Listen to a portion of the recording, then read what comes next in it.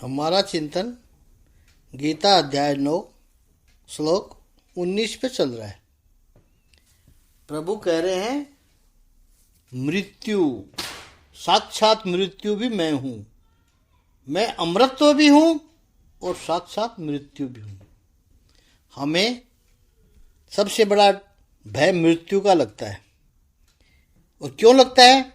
ये देह भाव से ही मृत्यु का डर लगता है। शरीर से ध्यान हट जाता है, फिर वो मरने मारने को तैयार हो जाता है। उसके कई अच्छे परिणाम भी देखे हैं। स्वतंत्रता सेनानी जब अंग्रेजों से लड़ाई करते थे तो उनको मृत्यु का भय नहीं होता था, राष्ट्र प्रेम पर उनका फोकस होता था, मरने का भय ही नहीं रहा।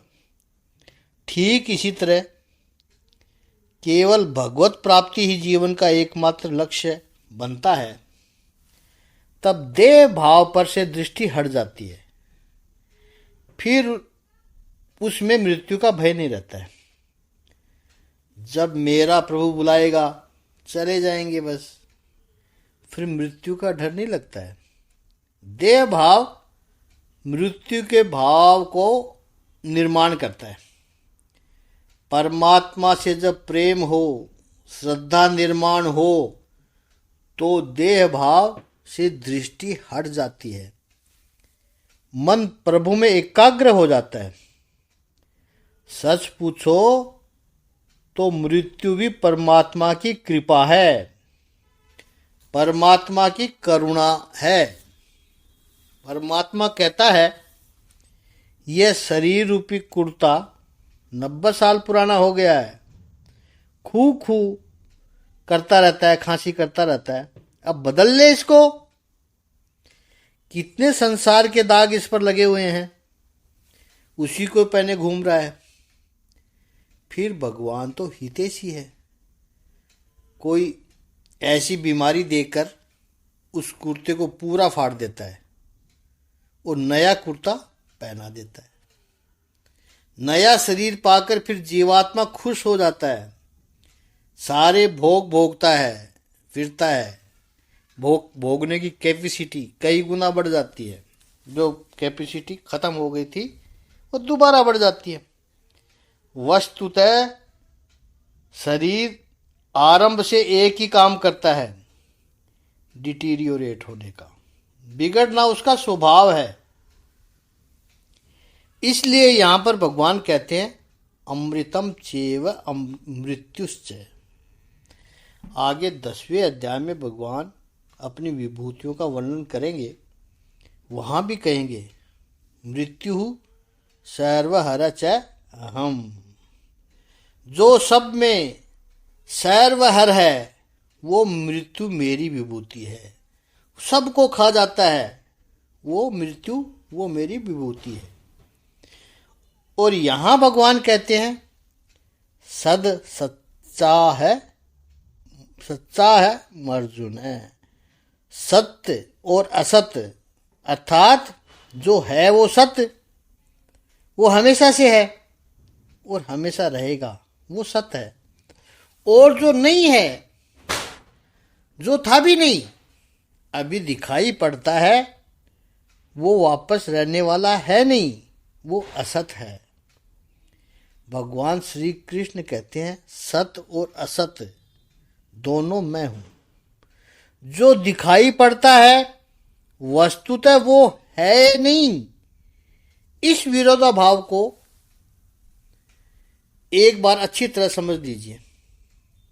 परमात्मा क्या है?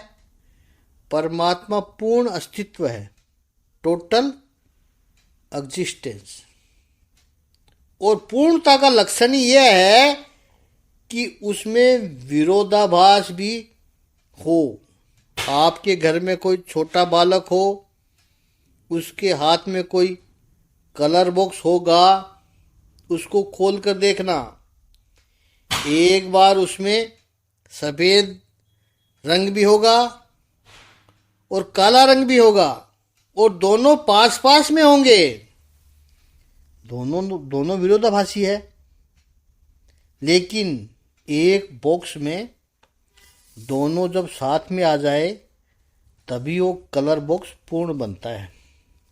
ऐसे ही इस श्लोक में जो लक्षण बताए हैं वो है विरोधाभासी, लेकिन वो एक परमात्मा में है, साथ में रहते हैं, इसलिए परमात्मा पूर्ण होता है। और ये विरोधाभास हमारा परसेप्शन है, हम देखते हैं, लेकिन संपूर्ण अस्तित्व में विरोधाभास है ही नहीं। द्वंद्वता का सह अस्तित्व है, इसको डायलेक्टिक्स कहते हैं। ये द्वंद्ववाद है। विरोधी दिखने वाले, विरोधी लगने वाले साथ में एक साथ रहे, वो ही अस्तित्व है। जन्म मृत्यु, अच्छा बुरा, सुख दुख, सुंदर असुंदर, मित्र शत्रु, ये सारे द्वंद्व है। और सच पूछो तो ये द्वंद्व दिखाई पड़ता है, वो भी मन का कारण है।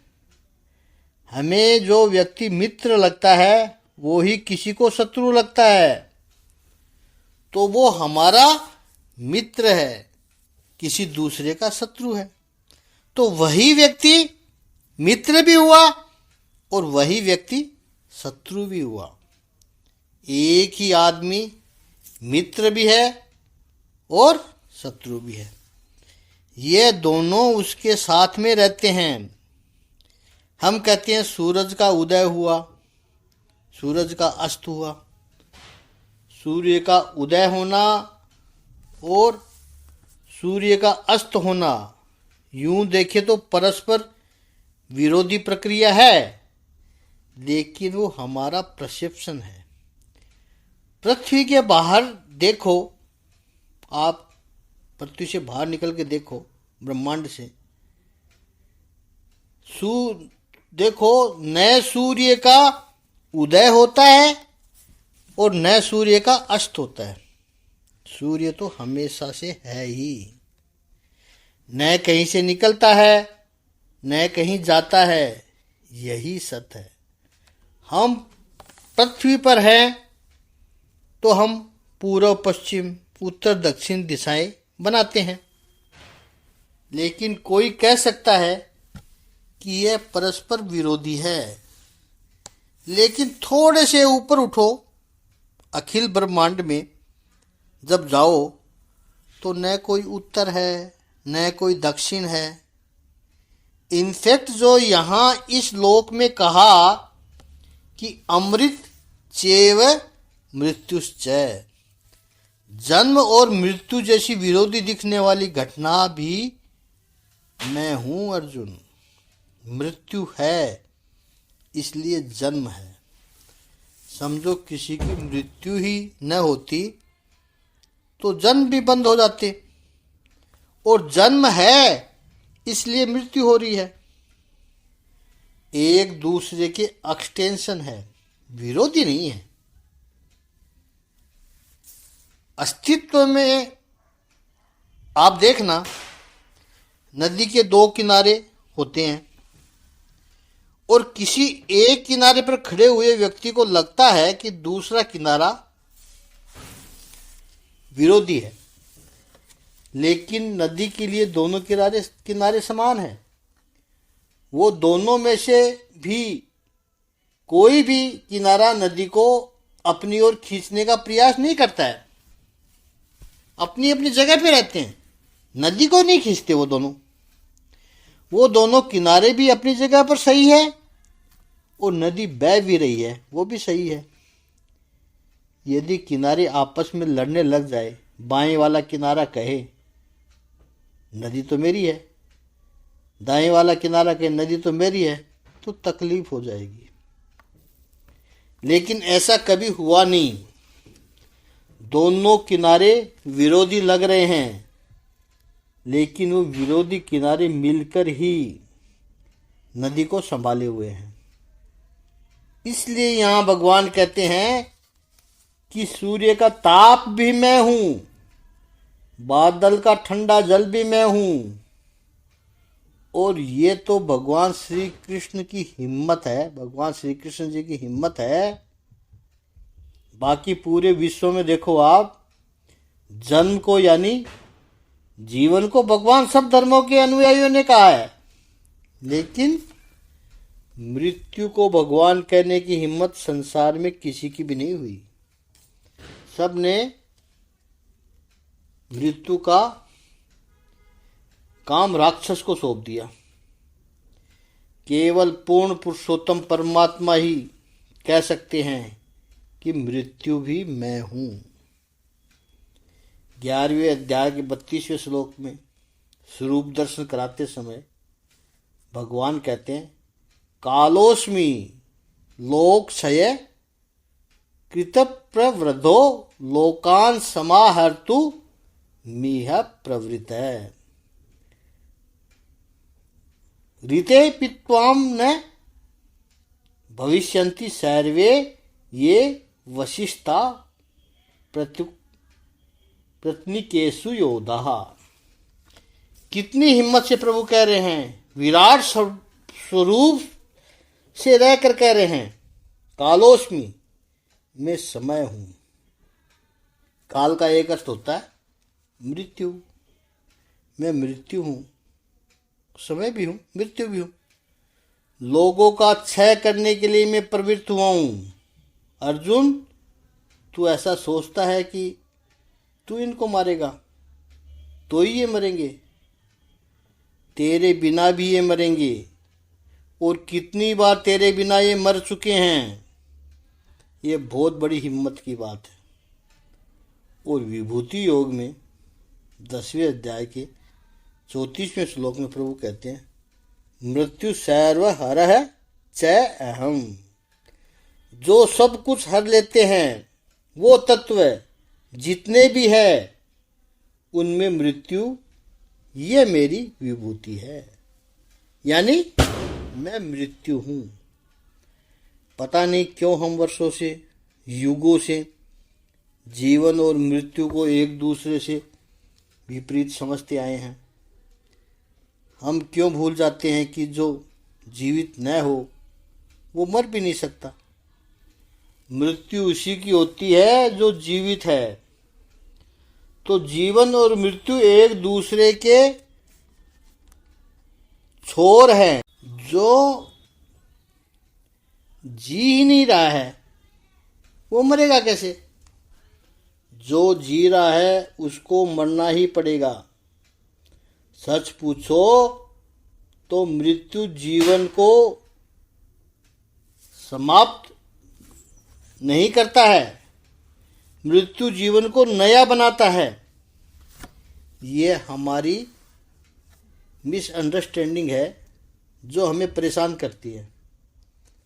हम समझते हैं कि मृत्यु होने पर जीवन समाप्त हो जाएगा। नहीं, मृत्यु होगी तो नव सृजन प्राप्त होगा, नया जीवन प्राप्त होगा। जैसे छोटा सा बालक है,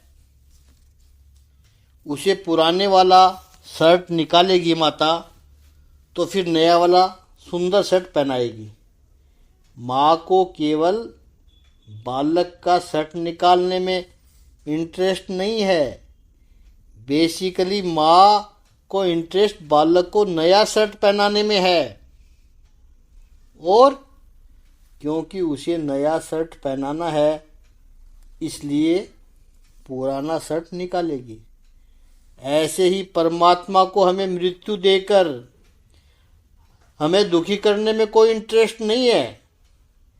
परमात्मा को तो हमें नया जन्म देकर हमें प्रसन्न करने में इंटरेस्ट है। लेकिन हम परमात्मा के उस उदात्त हेतु को समझ ही नहीं पाते हैं। और जितना हमारी आंखों के सामने है बस उतना ही मानना, यही हमारी बीमारी है। दूसरा जन्म कैसा होगा, होगा कि नहीं होगा, किसने देखा है? अरे महापुरुषों के ज्ञान में शास्त्रों के ज्ञान में श्रद्धा रखो। वर्तमान जीवन में भी हम आए हैं तो न पहले का कुछ पता है और न बाद का कुछ पता है, और इस शरीर रूपी फटे मेले टी शर्ट को पहने बैठे हैं। जैसे इस बार भी आए हैं वैसे दूसरी बार भी आ जाएंगे, और अगर नहीं आएंगे तो और भी अच्छा है।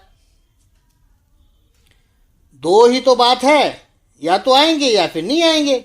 नहीं आएंगे तो परमात्मा में मिल गए, चलो छूट गए जन्म मरण के फेरे से। और अगर आए तो जैसे इस बार आए हैं वैसे दोबारा भी आ जाएंगे। डर काहे का? तो इस दृष्टि से देखोगे तो मृत्यु अवसाद का विषय है ही नहीं, मृत्यु उत्सव का अवसर है। जहां जहां भी आपको विरोध दिखाई पड़े वहां वहां भगवान श्री कृष्ण का दर्शन करो। इस पर हम आगे चिंतन और कल करेंगे। ओम श्री सच्चिदानंद भगवान की जय। ओम श्री आनंद कंद भगवान की जय।